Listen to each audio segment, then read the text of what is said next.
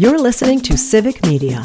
You can tune into any of our live shows on any radio station across the state with the Civic Media app. Find us in your phone's app store and listen anytime, anywhere. This is your WLAK Daily News Roundup for Lake Air, 107.5 FM and 1260 AM in Amory. Civic Media News. I'm Terry Bell. Here's what Wisconsin needs to know. Vice presidential candidate Tim Walz campaigns in Wisconsin today with stops in Green Bay and Eau Claire. He tells Good Morning America why he's running. I watched Donald Trump dismiss the COVID pandemic. I watched him drive an economy into the ground. And I watched Joe Biden and Kamala Harris pick those pieces up. Senator Bernie Sanders is in Milwaukee after criticizing Donald Trump in Baraboo over the weekend. We cannot elect somebody who is working overtime to undermine American democracy. First Lady Jill Biden campaigns for Kamala Harris in Madison tonight. Harris herself will be in Milwaukee, La Crosse, and Green Bay on Thursday. Elon Musk's Political Action Committee has taken over a big share of Donald Trump's get-out-the-vote efforts in Wisconsin. Musk's America PAC is reportedly working with the far-right dark money group Turning Point Action. Their combined efforts are said to be focusing on people they've identified as Trump supporters who haven't voted recently. Wisconsin is second in the nation in the number of dam failures. That's according to the Wisconsin Policy Forum. It says 34 Wisconsin dams have failed since 2000. 28 of those 34 dams have failed since 2018. Only South Carolina does worse. The Policy Forum says it's a symptom of aging infrastructure and more rain due to climate change. Native American tribes in Wisconsin are bringing back growing and harvesting wild rice. Joe Gravine is a member of the Lac du Flambeau Band of Lake Superior, Chippewa in northern Wisconsin. To see that abundance of rice that hasn't been there for 20 years, that smile on their face, the energy that they give off. But tribes are concerned that climate change could threaten future crops. A man from Milwaukee is dead after getting shot at a youth flag football game Saturday afternoon. The man died after being rushed to the hospital. The person was arrested, but police let him go after they determined he was innocent. Milwaukee police say they're looking into how and why it happened. Meanwhile, city leaders are condemning the violence.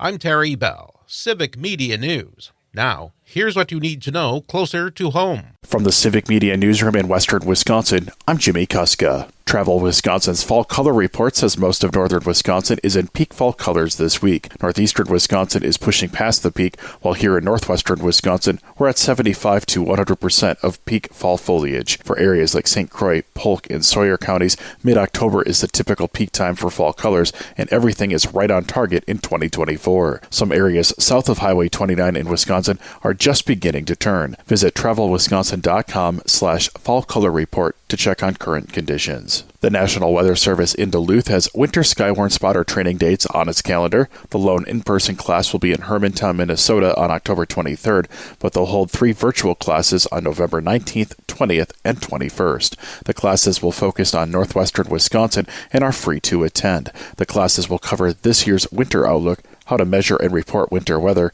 and other topics. You can visit weather.gov/DLH for more information. Western Wisconsin farmers are trying to give away tens of thousands of chickens after an Iowa poultry company's bankruptcy filing was dismissed by a court. 4 Western Wisconsin farms, as well as locations in Minnesota and Iowa, were left on the hook for feeding chickens without any money arriving to help them out. One farm posted that they would personally be losing over $100,000. In Iowa, an emergency order was issued to help out farmers, but so far, no such action has been taken in Wisconsin. Minnesota Governor and Democratic Vice Presidential candidate Tim Walz is in Wisconsin today. Walz will appear at an event in Eau Claire before traveling to Green Bay. For his Eau Claire visit, the Harris-Walz campaign said that Walz will speak directly to voters. Democratic presidential nominee Kamala Harris will be in Wisconsin Thursday, with stops in La Crosse, Milwaukee, and Green Bay. No details have been announced about any of those stops coming up on Thursday.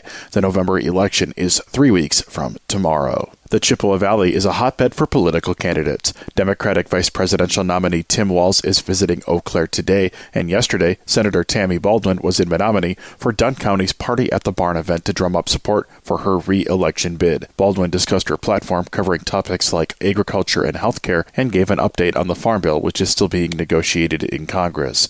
Baldwin is facing Republican Eric Hovde for U.S. Senate in the November election. A new Wisconsin license plate is available, which will support the International Crane Foundation. The nonprofit organization is based in Baraboo. The plate shows a crane to the left of the license plate number with savingcranes.org along the bottom underneath the number. Anyone who buys the plate will have a $25 donation included in costs that will go to ICF. There are also other fees standard with issuing new license plates. You can order your plate online or at any Wisconsin DMV location. For Civic Media News in Western Wisconsin, I'm Jimmy Kuska. The Packers cut the cards. Hi, I'm Mike Clemens with Sports NFL. The Packers with a 34-13 win over the Arizona Cardinals. Green Bay opened with a run game, but Matt LaFleur says he let Jordan Love call some of the plays. There were a lot of plays, though, that we line up, no huddle. We have a lot less moving parts. Allow Jordan the freedom to check to what he wants to, and he does a great job with that. And it sounds like I'm in his ear telling him what to call. He does a really good job with that. The Cardinals plagued with injuries and 13 penalties for 100 yards. Head coach Jonathan Gannon. Got beat pretty good by a good football team, but, lost a takeaway battle, 3-1, hard way to go, a lot of penalties. Green Bay now 4-2. The Wisconsin Badgers over Rutgers 42-7 over the weekend. Badgers running back Tolly Walker rushed for 198 yards and 3 touchdowns. Head coach Luke Fickell. Really, really, really impressive. He just continues to go and battle and work and do a great job at leading for us. And, he's not a guy that if his number wasn't called and it was the other way around, and he would be just as happy right now. And that's what's impressive about him. So we're going to continue to rely upon him just like the big guys. And if we can continue this team's going to be tough. NBA, the Bucks host the Bulls tonight in a preseason game. With sports, I'm Mike Clemens.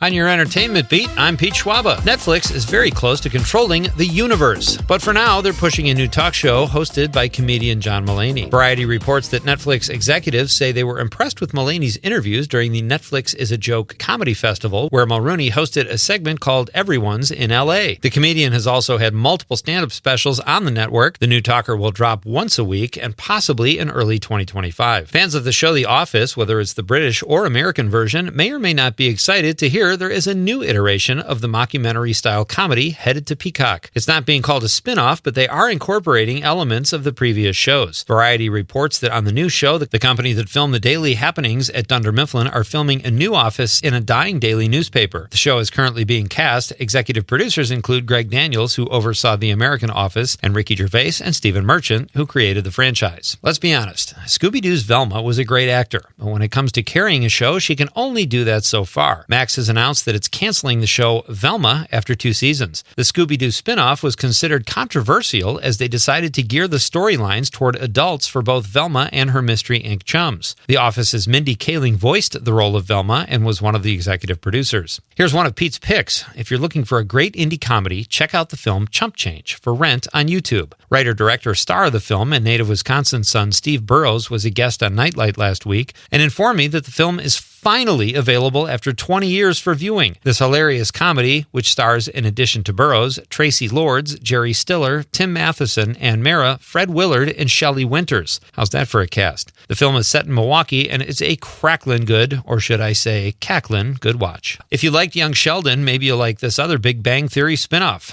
Variety reports the show, which has been in development at Max for the last year, just added cast members Brian Posehn, Lauren Lapkus, and Kevin Sussman. Story details for the series are being kept under wraps, but the 3 new cast members will reprise their roles from the original Big Bang Theory. If the show is ultimately greenlit, it will be the 4th in the Big Bang franchise. Lifestyle influencer, insider trader Martha Stewart is pulling no punches in a new documentary. The film, titled Martha, covers the billionaire's rise to fame, starting with her days as a teenage model to her reality series, Snoop Dogg friendship, and her conviction for obstructing justice and lying to the government, for which she spent 5 months in prison. She has opinions on all of this. Martha will soon be available on Netflix October 30th. For more showbiz fun, tune into Nightlight with me, Pete Schwaba, weeknights from 6 to 8 p.m. on the Civic Media Radio Network.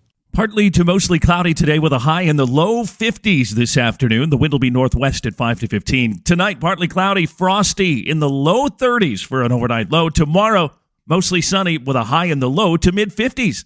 I'm meteorologist Sean Cable. Right now, it's 31. That's your WLAK Daily News Roundup from Civic Media. Subscribe to this podcast on Spotify, Apple, or wherever you find your podcasts. Find more news at lakeair.radio. The national news cycle never stops. but it can be hard to find news about your local community. Civic Media is dedicated to providing quality local and state news coverage across Wisconsin. With the Civic Media app, you can get notifications about local stories that matter to you and your community. Find the free Civic Media app in your phone's app store and choose notifications from the menu to tell us what kind of news you want to hear about.